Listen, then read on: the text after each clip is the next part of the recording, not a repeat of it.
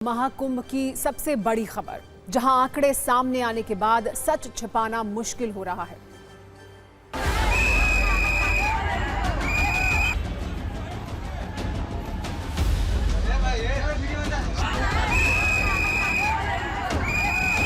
Bodies कहाँ पड़ी हुई थी? वो यहाँ दबे थे तो उनको यहाँ पुलिस वालों ने घेरा था।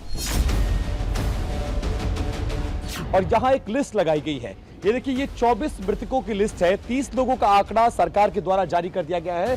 हाथ क्यों पकड़ रहे हैं आप? हाथ क्यों? आप धक्का क्यों देंगे? धक्का क्यों देंगे? अरे क्या है, कितने लोग मारे गए हैं? ये 24 कल से लगी है, एग्जैक्टली तो हम नहीं बता सकते। अस्पताल देख लिया आपने? खोया पाया केंद्र देखा? मॉर्चरी देख लिया? सब देख लिया। सब जगह देख लिया। कोई बताने को तैयार है? कहीं कुछ पता चल रहा है? कुछ पता नहीं। कोई मदद मिल रही है? कोई मदद नहीं मिली। जिंदा है या मर गई, को बताने वाला है? कोई नहीं बताने वाला है। सस्पेंड हमको करा देंगे। रो रहे हैं तो सस्पेंड करा देंगे। मीडिया से बात करेंगे तो सस्पेंड करा देंगे। कोई साथ दे रहा है यहाँ पे? कोई पूछने वाला है? कोई सहयोग कर रहा है?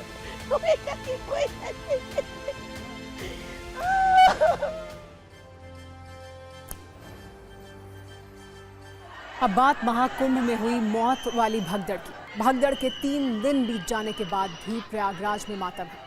यहाँ कुछ लोग अपनों को हमेशा के लिए खो देने के गम में हैं, तो कुछ लोग उन अपनों को ढूंढ रहे हैं जिनका भगदड़ के बाद से कुछ पता नहीं है। यहाँ कई दर्द भरी कहानियां हैं जिस पर सियासी शोर तो खूब है, लेकिन प्रशासन अब पूरी तरह खामोश है। प्रशासन की इस चुप्पी से सवालों की फहरिस्त लंबी होती जा रही है। TV9 भारतवर्ष अपने ग्राउंड रिपोर्टिंग से तथ्यों के साथ इन सवालों का जवाब खोज रहा है। ये बात शायद सरकारी अधिकारियों को पसंद नहीं आ रही है। आज TV9 के संवाददाता विपिन चौबे जब उस मोतीलाल नेहरू मेडिकल कॉलेज पहुंचे जहां मारे गए लोगों के शव रखे गए हैं, वहां भगदड़ में मारे गए 24 ऐसे लोगों की तस्वीर लगाई गई है जिनकी अब तक पहचान नहीं हुई है। प्रशासन ने अब तक 30 लोगों की मौत की पुष्टि की है, जिनमें से 25 लोगों की पहचान होने की बात भी कही गई है। इस हिसाब से सिर्फ 5 लोग ऐसे हैं जिनकी पहचान होना बाकी है। अगर ऐसा है तो फिर ये 24 लोग कौन हैं जिनकी तस्वीर लगी है और जिनकी पहचान अभी तक हुई ही नहीं है? तो क्या भगदड़ में हुई मौत का सही आंकड़ा छिपाने की कोशिश हो रही है? क्या मृतकों की संख्या को लेकर झूठ बोला गया है? क्या भगदड़ के पीछे के किसी सच पर पर्दा डाला जा रहा है? और क्या महाकुंभ में एक नहीं 2 जगह भगदड़ वाले दावे की जानकारी छिपाई जा रही है? जब TV9 संवाददाता विपिन चौबे ने मेडिकल कॉलेज पहुंचकर इन सवालों का सच जानना चाहा, तो अधिकारियों ने उनसे धक्का मुक्की की। उन्हें रिपोर्टिंग से रोका गया, गिरफ्तार करने की धमकी तक दी गई। लेकिन विपिन चौबे मेडिकल कॉलेज की प्रिंसिपल से लेकर मेडिकल सुपरिटेंडेंट तक से सवाल पूछते रहे। इन सवालों का जो जवाब मिला, उस पर भी सवाल उठ रहे हैं। मौत के आंकड़े पर दोनों ने कोई जवाब ही नहीं दिया। ये पाकिस्तान है। हम इस वक्त मोतीलाल नेहरू मेडिकल कॉलेज के अंदर खड़े हैं, उस परिसर के अंदर, और कुछ पुलिसकर्मी, स्वास्थ्य विभाग के कर्मचारी आपको नजर आएंगे। और यहाँ एक लिस्ट लगाई गई है। ये देखिए, ये 24 मृतकों की लिस्ट है। 30 लोगों का आंकड़ा सरकार के द्वारा जारी कर दिया गया है। 1 2 3 4 5 6 7 8 9 10 11 12 13। हाथ क्यों पकड़ रहे हैं आप? हाथ क्यों? धक्का क्यों देंगे? धक्का क्यों देंगे? अरे इधर दिखाओ, जरा इधर दिखाओ कैमरा। अरे कैमरे में हाथ क्यों लगाओ? कैमरे में हाथ लगाएंगे कैसे? ये पाकिस्तान है क्या? ये पाकिस्तान है क्या? ये पाकिस्तान है? ये पाकिस्तान है। यहाँ छेड़छाड़ क्यों कर रहे हो? छेड़छाड़, हम डेड बॉडी के पास गए। हम लिस्ट नहीं दिखा सकते हैं। यहाँ पे हम लिस्ट नहीं दिखा सकते हैं। ये पाकिस्तान है, ये डेमोक्रेसी नहीं है। छिपा रहे हो, आंकड़ों को छिपा रहे हो, शर्म नहीं आती है? आश्रम को आंकड़ों को छिपा रहे हो। हाथ पकड़ रहे हो मेरा, हाथ पकड़ रहे हो, कैमरे में हाथ मांग रहे हो। अपना परिचय बताइए, अपना परिचय बताइए। अरेस्ट करिए मुझे, अरेस्ट करिए। दरोगा जी, मुझे अरेस्ट करिए, अरेस्ट करिए, अरेस्ट करिए, अरेस्ट करिए मुझे, अरेस्ट करिए, अरेस्ट करिए मुझे, गाड़ी में अरेस्ट करिए मुझे, मुझे अरेस्ट करिए, कर रहे हैं, करिए मुझे अरेस्ट करिए। मैं यही खड़ा हूँ, मैं यही खड़ा हूँ। किससे क्यों नहीं जा सकते? मेडिकल कॉलेज में जा नहीं सकते हैं? किससे पूछ रहे हैं आप? बताइए, किससे अनुमति लेनी है? आप बताइए, किससे अनुमति लेनी है? आप मुझे बताइए, किससे? कौन है? मैं, मेरे पास ये देखिए, मैं विपिन चौबे मेरा नाम है, TV9 चैनल है। सरकार ने मुझे आइडेंटिटी कार्ड दिया है। मैं यहाँ जाके देखूंगा कितने लोग मारे गए हैं, कितने लोग लापता है। मैं सवाल करूंगा भाई साहब आपसे।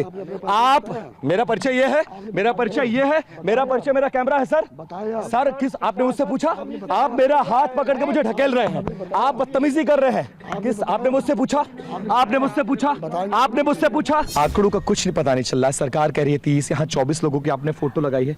मैम क्या है, कितने लोग मारे गए हैं? ये 24 कल से लगी है, एग्जैक्टली तो हम नहीं बता सकते। सरकार ये कह रही है कि 30 लोगों को आइडेंटिफाइड कर लिया गया है, ठीक? फिर ये 24 लोग कौन है सर जिनकी आप फोटो लगा रहे हैं? वही है जो 24 शुरू में आए थे, वही लगी हुई, आगे थोड़ी फोटो लगी है, वो तो उसी दिन की लगी हुई आपके है। प्रिंसिपल कह रहे हैं कल हम लगाए हैं, कल लाशें आई हैं। पहचानने के लिए कल का नहीं, हो उसी दिन की फोटो है ये। जब भीड़ हो रही थी तो ये था फोटो लगा दी जाए, ऐसे वही उन्हीं की फोटो। कितने मरे हैं टोटल सर? भाई हम लोग को मरने की जानकारी नहीं, हमारे पास तो लोग आए। प्रयागराज में बहुत सारे ऐसे लोग हैं जो भगदड़ के बाद से बिछड़े अपनों को खोज रहे हैं, तो कई लोग ऐसे हैं जो अपनों को हमेशा के लिए खो देने के गम में बिलख रहे हैं। ऐसे लोगों से पुलिस और सरकारी अधिकारी कैसा बर्ताव कर रहे हैं, ये भी TV9 के कैमरे पर साफ दिखा। कैमरे पर रोती बिलखती ये महिला होमगार्ड के जवान की पत्नी है। भगदड़ में इनकी मां की मौत हो गई। हमने जब इनसे बात करने की कोशिश की तो वहां पुलिस इंस्पेक्टर ने होमगार्ड को धमकी दी, कहा कि चुप हो जाओ वरना सस्पेंड करा दूंगा।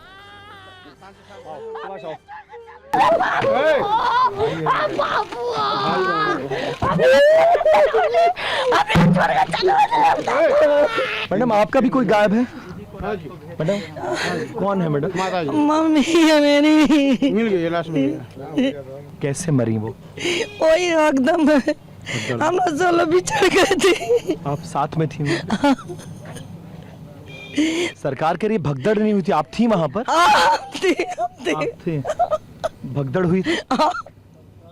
हमको सस्पेंड कर रहे हैं, हमको कह रहे हैं सस्पेंड हो जाओगे, बुला लो नहीं। रोने का भी अधिकार नहीं है सर। बैठने तो कोई रोने का भी अधिकार छीन लेंगे क्या?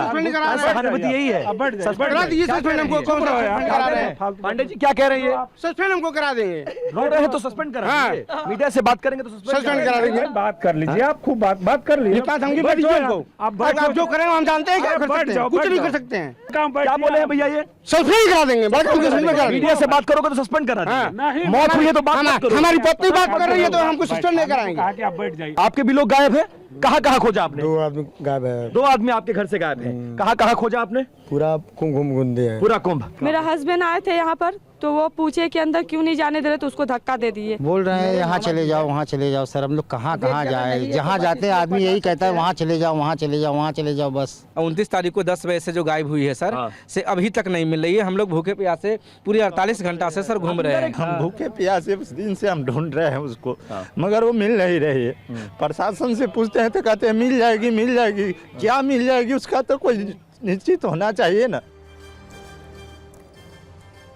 भगदड़ की इस घटना पर सवाल साधु संत भी उठा रहे हैं। शंकराचार्य अभिमुक्तेश्वरानंद सरस्वती ने कहा कि सरकार ने कई घंटों तक घटना को छिपाने की कोशिश की, अब भी सवालों के सही जवाब नहीं मिल रहे। उन्होंने सीएम योगी आदित्यनाथ के इस्तीफे तक की मांग कर दी। हमारे मुख्यमंत्री आदित्यनाथ जी ने वक्तव्य देते हुए कहा था कि हमको बताया जा रहा है, जो आकलन है हमारा, 40 करोड़ लोग यहाँ आने वाले हैं, लेकिन हम 100 करोड़ की व्यवस्था कर रहे हैं।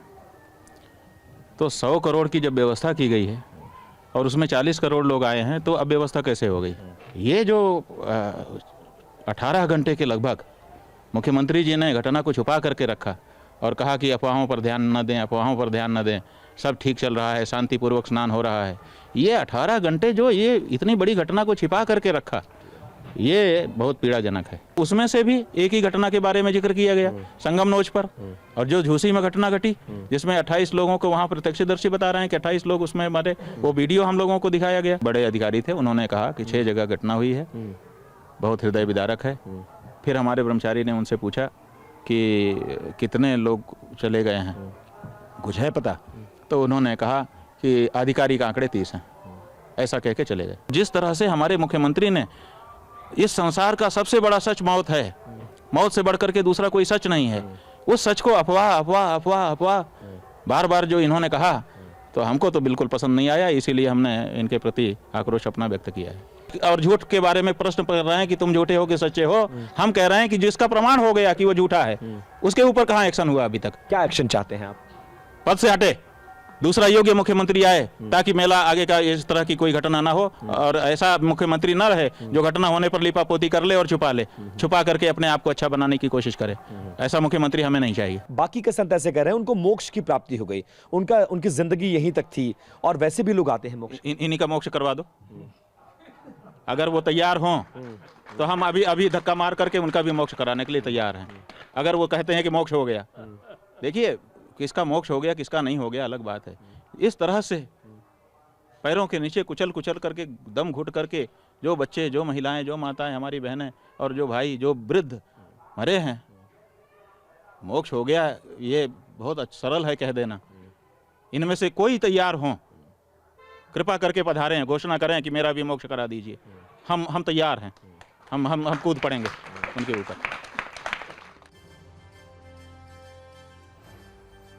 वैसे महाकुंभ में हुई भगदड़ पर जिस तरह से सवालों की लंबी लिस्ट है, उस पर सियासत होना भी लाजमी है। विपक्षी पार्टियां ये कह रही हैं कि सरकार भगदड़ का सच छिपाकर पाप कर रही है। बीजेपी कह रही है कि विपक्ष इसे किसी राजनीतिक मौके की तरह न देखे। वैसे आपको बता दें कि सरकार ने जांच के लिए जो न्यायिक आयोग बनाया है, उसने आज प्रयागराज पहुंचकर अपनी जांच शुरू कर दी है।